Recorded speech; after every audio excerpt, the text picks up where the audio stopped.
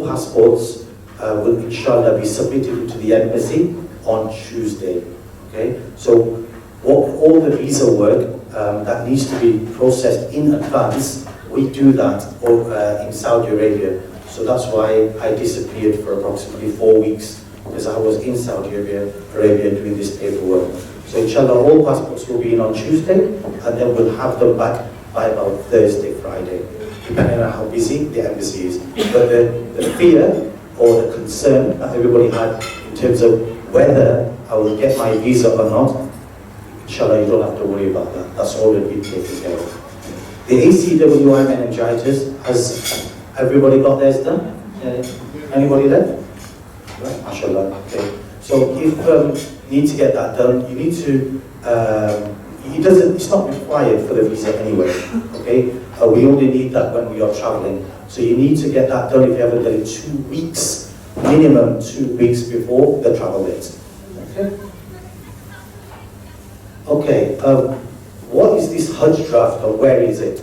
I mean, a Hajj draft is like a check which is placed at the rear of the passport. So, well, I shouldn't say rear, because on the new ones, you know, the photographs are at the back, so therefore we have to put it at the front. It's like a check, okay? And that check is not for you to go and spend or put it in your bank. It's a Saudi Arabian, it's a check in Saudi riyals. That check is put by us, and if it is touched or if it's moved in any way, then you will make it very difficult for the other Hujjaj. Because that check is towards the tents, the internal transportation, which the Saudi authorities, the Ministry of Hajj, they take off when we arrive in Medina. The check will be stapled into your passports, so please just do not touch it. Every year we have this issue that somebody will touch it and remove it, or they take it off and put it in their pocket. Why? We have no idea. But please, once you receive that check, you will sign for it at the airport once you receive your passports, and then what you will do then, you're responsible. If it goes missing, then and we have to buy a new one at the airport, then the individual will end up paying for it. So it's very important that all the stickers that are on the passports, they are put there for a reason, including the Hajj draft. You don't need to touch it. We are still doing... Even for the 8 days, do not touch the check. Anything you touch that we give you that's already in your passport, you're going to delay us. Yes, it's very true. 8 days, 14 days, 19 days, please do not touch the passport. And we are still contemplating whether to return the passports, or leave them with the group leaders so that they can give them to you at the airport. Because every single year we have issues where somebody, not just do it deliberately, but somebody will touch the passport or remove something, remove a particular sticker, which is put there for the Ministry of Hajj. In fact, we've seen people removing the visa. Why? But they do. So that's why we're not trying to treat you like children, but it's important that, please don't touch it. It's for that reason. Are you gonna get the passports on the day that we're going to be flying to Medina, I think, or? Yeah. Well, I've not decided yet, but contemplating it. Yeah, but I've already spoken. Oh no. If it's a special request and people are traveling in between, blah blah blah, we will do that. Although the passports will arrive back to us on Thursday, Friday, unless there's something urgent and they need the passport back, we will hold on to the passport anyway, because we have to prepare them. For example, when I'm in Medina, when we're all in Medina, we have to then collect all the passports, and then because the authorities will take your passports off you at the airport. So then after that, we have to go and find all the passports and then put them together in the different systems and buses and so on. Because don't forget, there will be 6 buses traveling from Medina to Makkah at once. Yeah? So if there's about 220 Hujjaj, then there's me and Imran looking for all these passports. You think about it, there's a room as big as this, and say, right, your passports are in there, go and find them. How? So, well, it's not my problem, no passports, you find them. And that's actually how it works. So therefore, we will then put markers on the passport. So if there's 500 passports, I can just look at a whole section and say, right, there's ours, that's a lump up there. So if we put these stickers on there, it's for a reason. Yeah, we'll ruin the passport the way it looks, but it has to be there, otherwise we could be there for days. And you know, these are things that we have to do that we've learned from experience. Okay? Now then, so please don't touch the Hajj draft. Bottom line, how soon do I need to get to the airport? 4 hours before the flight, not check-in. Okay? We've already told you who your group leaders are, but they will make contact with you. Okay? And again, what if I forget anything? Don't worry about it. Everything can be purchased in Saudi Arabia.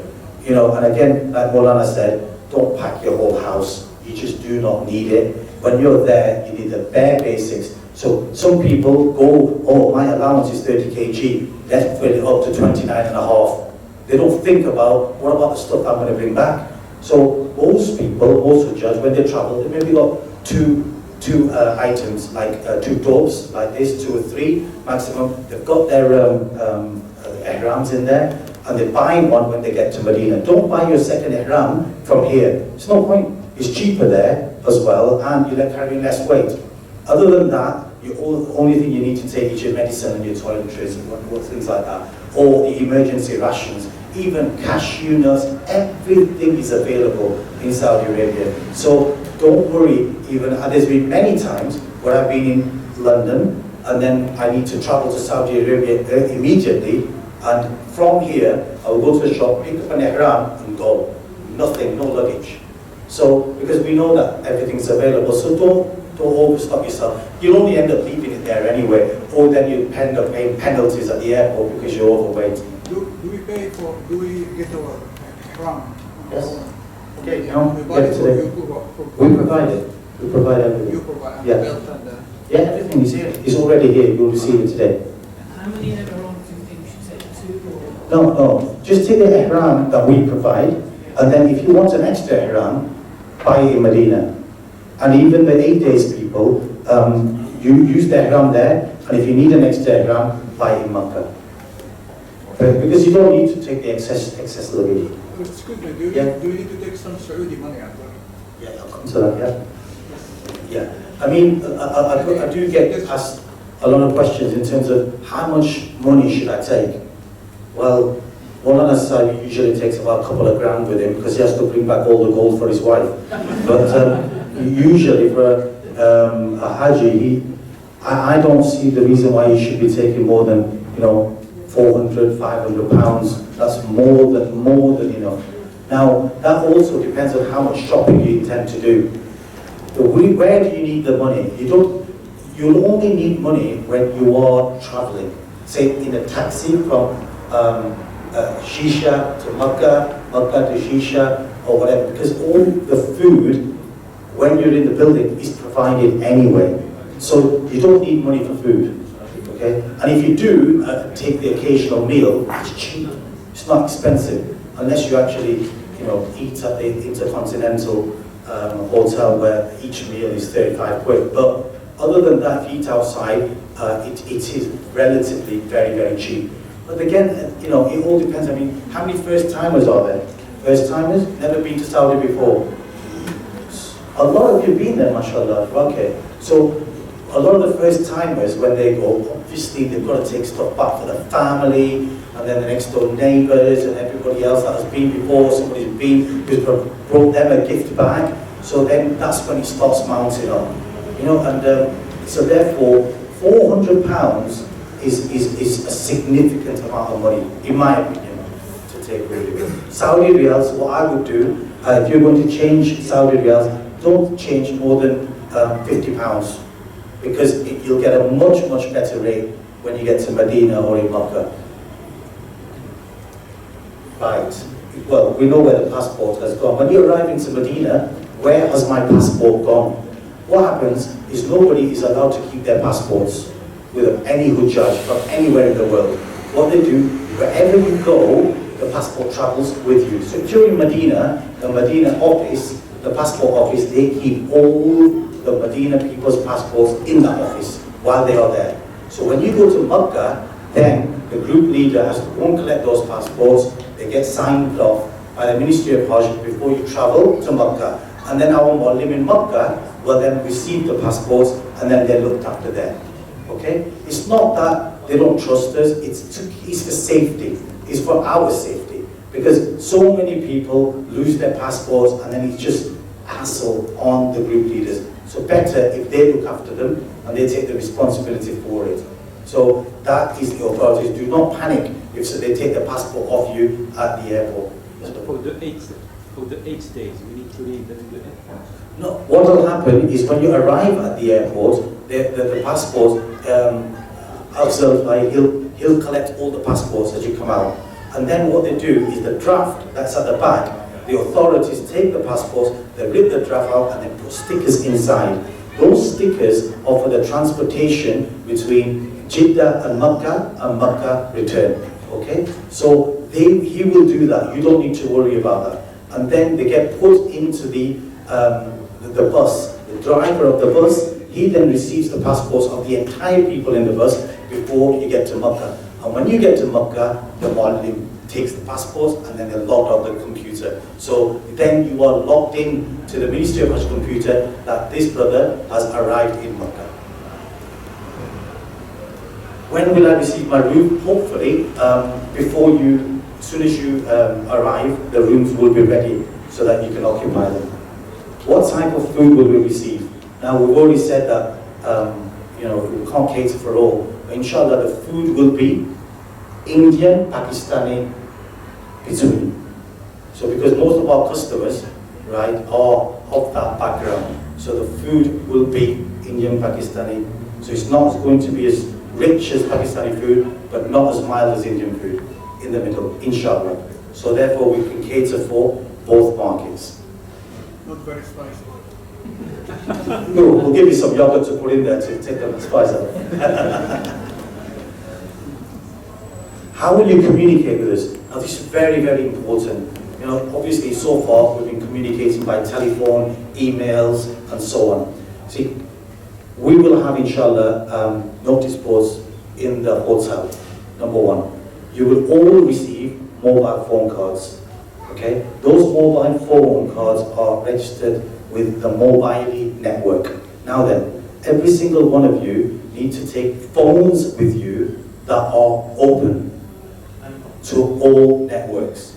Please make sure they're not locked because they're absolutely useless to you. The SIMs you will receive, are you giving them out today? Yeah. So you will get the telephone numbers, or your personal telephone numbers today. So it'll say 5, blah, blah, blah, blah. So the number is 05, so it's like 9-digit number. No, standard. They're not that far advanced in Saudi Arabia yet. So then you don't think we have to take the phone which only the... Yeah. My advice is take the very basic phones, because you're going to be leaving them around. Maybe in Mina, you're just going to be putting, just take the basic. We've had people take iPhone 5s and so on, and in the end, if you lose it, it's not worth it. Just take a basic telephone that you can text with. Simple as that. Now, you will have all our telephone numbers, the entire group's telephone numbers, your group leaders' telephone numbers. For us to make an announcement of any kind, like for example, if it's an announcement for an 8-day group, then we will do block text messaging. Okay, so you need to be here at a certain time. Well, because we have a plan, you will have a timetable, you will receive a timetable. In fact, you've got them. Most of you have received them already. But when it comes to Hajj, you cannot stick to something, adhere to it to the T, because things change. Okay, and when they do change, then we need to make sure that we communicate that message. So by you guys having the phones is crucial. There are certain times, there was one year where basically, in fact it was last year, where the ministry had turned around and said to us that okay, you're going to be leaving for Makkah after Maghrib. Fine. This is right. So then, what happened was, that was all well and good, but then they turned up at Asr, before Asr. Where's your group? Not here. Where are they? In the Haram. Go and get them all. What, 250 people? Yeah, now. If you don't go, these buses are going to go, and you lot are not going to get to Saudi Arabia. Sorry, to Makkah. So, are you having a laugh? I said, no, the ministry decides everything. They control us. Right, what did we do? Got onto the phones, text blast everybody who were in the Haram and everything else, and within 40 minutes we were all on the bus. Now, that's the reason why keeping the phones with you is crucial. What will end up happening is you will see on the notice board if there are any changes, even for ziyarats and things like that. We will let you know in advance that after Fajr, on certain day, you're going for ziyarat. Okay, group 19 days is first, the following day will be the 14-day people, or so on. So we will try and communicate with you the best we can under the circumstances. But so you will have both text messaging and notice boards. That's what it is. Top-up, very, very easy. Basically, you will find lots of people on the street, any saraf place, money exchange place, right, they will also sell the top-ups. Is there any credit on the same? Yeah, 25 real already. Shucks. The other thing is, the SIM cards that we're giving out, everybody's got their name on that SIM card. Please, please, if your name's on that SIM card, you carry that phone. Yeah. You do not carry your wife's phone, or your sister's, or your mother's phone. And please do not give your phone to your sister or your wife. That's true, yeah. It's very important. We are going to call the males. If there's somebody traveling without a mail, we will organize that. We will call you and we will explain to you what's going on if you need to. Also, when we get to Medina, you might be a husband and wife team, get to your room and they'll say 5 beds. Yeah, you'll see 5 beds in there. Why?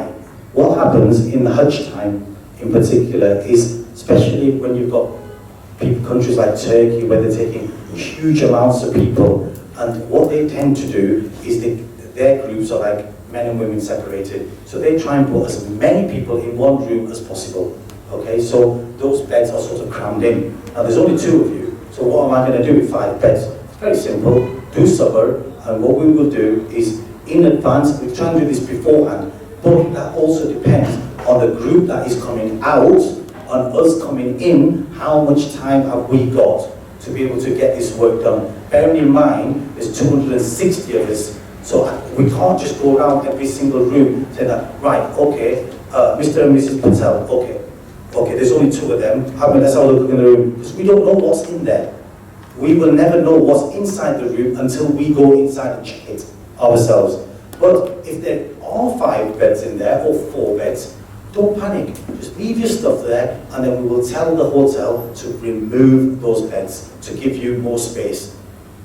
Me, personally, the more the beds, the better, the more space I've got. Just join them all up, queen size bed. So, to me, that's me. But not everybody's like me, so if you need more space, then fine. Don't panic over it.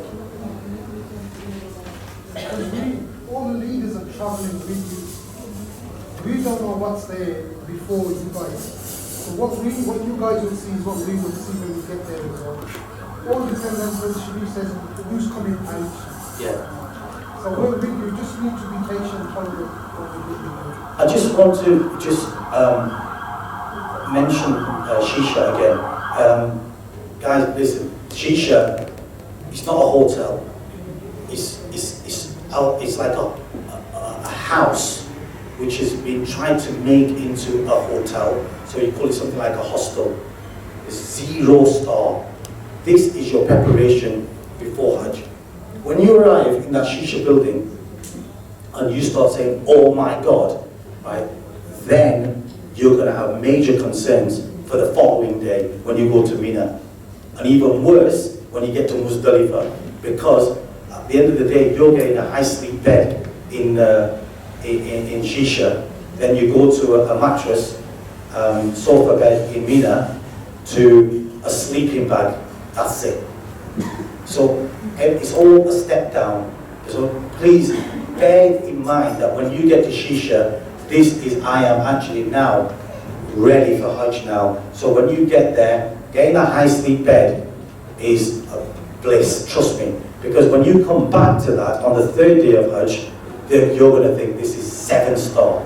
Trust me, you're going to think, my bed, I love this bed, I love this place. Why? Why are you going to think that? Because you've just done the pelting of the shaitan, and like Maulana said, that this is a tiring day. Don't forget, the night before, you've not slept, you're in Muzdalifah.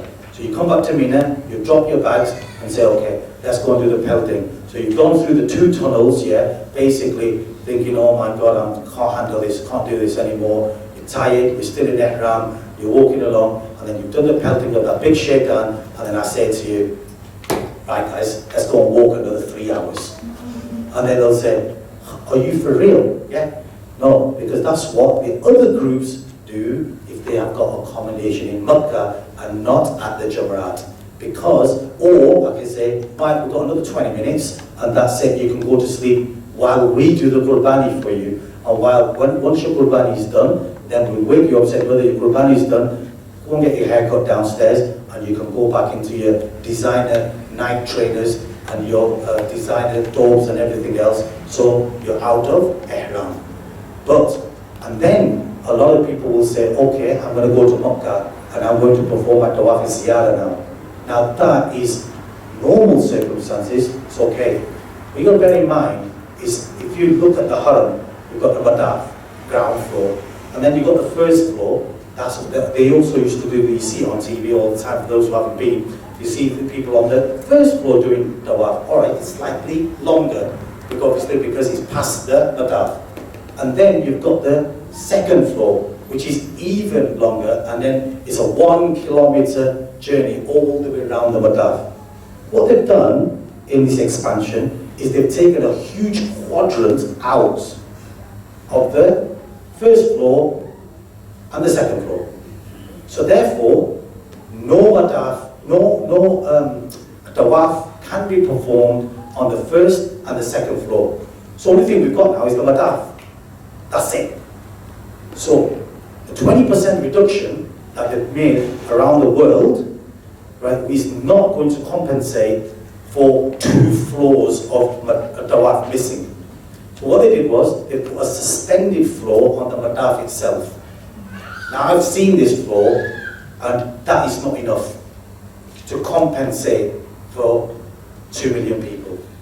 So my humble suggestion is, do the sabr. There's no reason, you're going to be out of Ihram anyway. Like I said, you're going to go back into your normal clothes. Why? You need to go and perform your Tawaf Ziyarah on the first day. So inshallah, like Maulana did last year, and myself, Ibrahim, all the leaders, they will perform the Tawaf Ziyarah on the second day after Isha.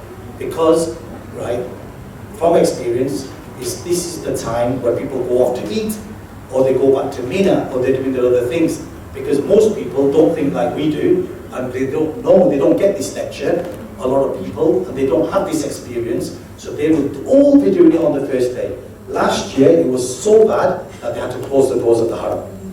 It was that dangerous. So therefore, inshallah, we will all be doing it on the second day.